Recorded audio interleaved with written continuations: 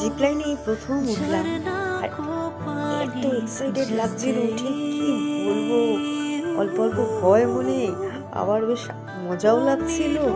উফ, অসম্ভব একটা সুন্দর অনুভূতি।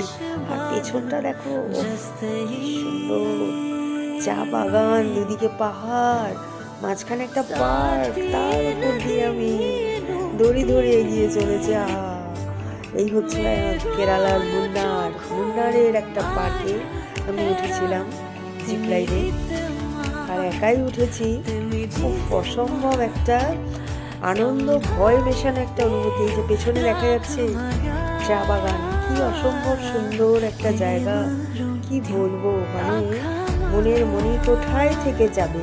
হয়তো এই জায়গাতে আর যাওয়া হবে না, কিন্তু এই